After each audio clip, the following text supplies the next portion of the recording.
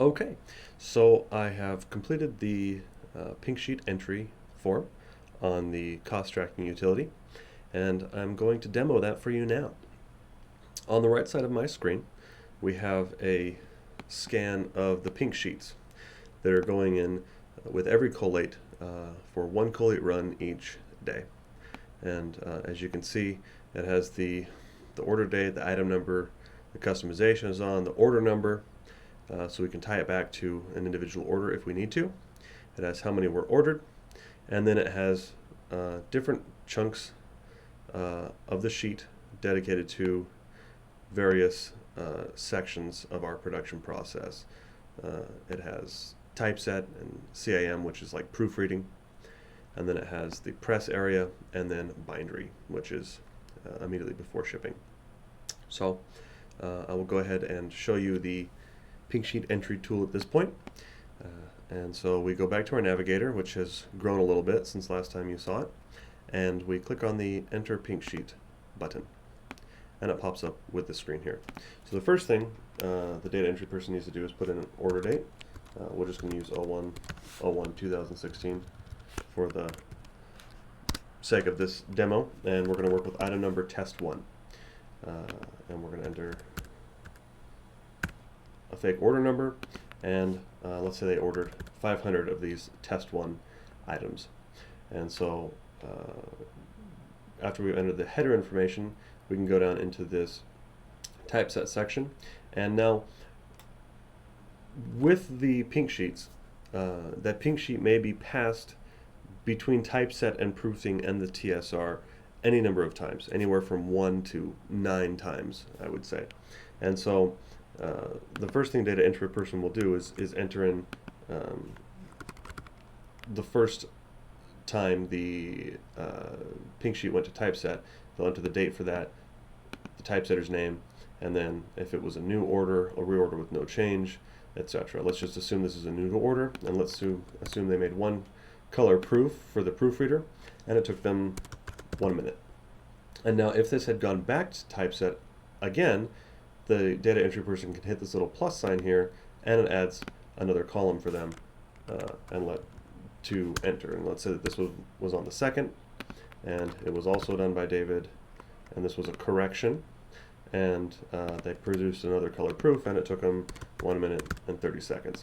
And so they can add and remove as many columns as they need to, depending on the number of times the pink sheet went in and out of typeset. And the same thing with proofing. So let's say that it went to typeset first, then to proofing, and it was proofed on the same day, and it was proofread by David, and it took them a minute to proofread that, and then it went back to typeset to be adjusted, whatever errors with the proofreading need to be fixed, and that was on the 2nd, and that was again by David, and it was in from TSR, which means that the sales rep sent the proof out to the customer said, hey, there's a problem, and sent it back to typeset. And so that's what this in from TSR is.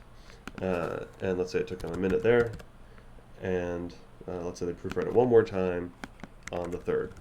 And so they can enter in as many proofreading columns as they need to as well. So then we have the actual press time to imprint the machine, or imprint the product. So let's say that it went to press on the 5th, and I was running the press, and it was running the SM74, and they ordered, I believe we ordered 500. And so we ordered 500, and I'm a wonderful pressman, so there was no waste, so we used 500. I pulled 500 from stock, there was 0 make ready, and it took me 25 minutes to run the job, 5 minutes to clean up the machine, and I returned 0 to stock. And so this is the first pass on the press. The reason why we have first and second pass is because sometimes the product will be front and back, and so it requires 2 passes through the press to print both sides of the product. So we will leave the rest of these fields in the press blank and move on to bindery. And likewise with bindery, depending on the number of functions that are done in bindery, you can add multiple columns to bindery. You can add and remove them as you need to. And so let's say that it went to bindery on the 6th, and I was working in bindery that day, and all I did was trim the product down to size, and I did 500 of those, and it took me 15 minutes, and then we're done. And we hit Save Sheet, and the screen will disappear. Now notice that on all the time slots, I have the format of minutes and seconds.